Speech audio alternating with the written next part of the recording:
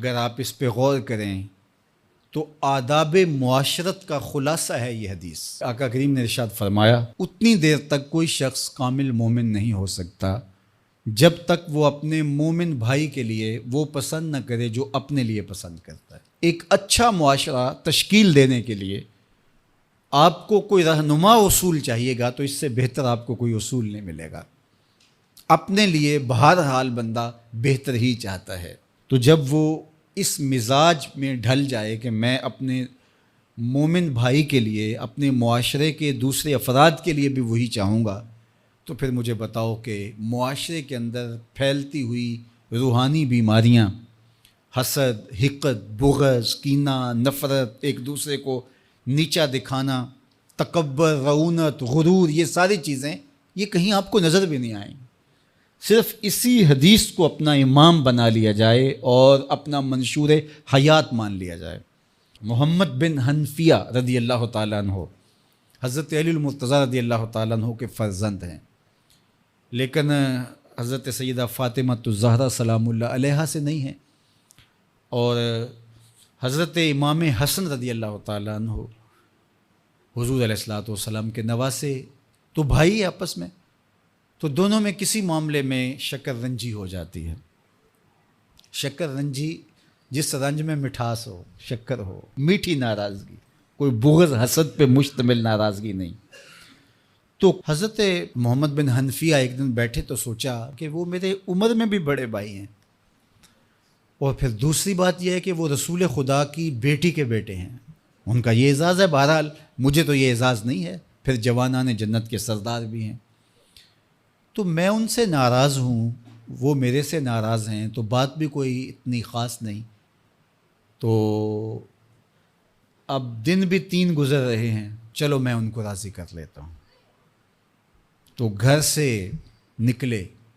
ان کو راضی کرنے کے لیے، تو واپس آ گئے راستے سے، کاغذ لیا اور اس کے اوپر اپنے بھائی کے نام مکتوب لکھا کہ میں آپ کو راضی کرنے کے لیے گھر سے نکلا تھا، لیکن راستے میں مجھے حضور علیہ السلام کا فرمان یاد آیا کہ جب 2 مومن بھائی آپس میں کسی معاملے میں الجھ جائیں، ناراض ہو جائیں، تو جو صلح میں پہل کرے گا وہ جنت میں بھی پہلے جائے گا۔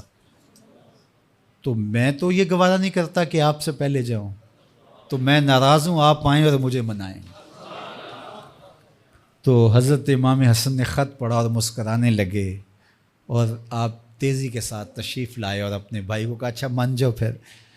تو وہ مننے کے لیے تو پہلے ہی تیار تھے نا۔ تو جب آپ اپنے مومن بھائی کے لیے وہ پسند کریں گے جو اپنے لیے پسند کرتے ہیں، تو پھر زندگی گزارنے کا مزہ آنے لگے گا۔ نفس روکتا ہے یہ چیز میرے پاس ہے اس کے پاس نہ ہو، یہ اعزاز میرے پاس ہے اس کے پاس نہ ہو، اور اس کی ایک اپنی لذت ہے اور وہ مادی لذت ہے، اور ایک ہے باطن کی روح کی لذت۔ تو روح کی لذت نفس کی لذت سے کہیں زیادہ اور کہیں دیر پا اور کہیں مختلف ہے۔ اس لیے جب آپ قربانی دیتے ہیں، ایثار کرتے ہیں یا کسی کو ترجیح دیتے ہیں، تو اس کی جو روحانی لذت ہے، آپ کو بھوک لگی ہوئی ہے، تو آپ کو